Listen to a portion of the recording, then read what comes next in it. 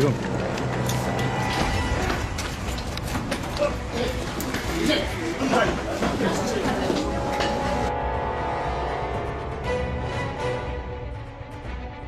Фамилия, имущество. Ana Piyayev Qo'mmat Matov. Год рождения. 66. Уроженец.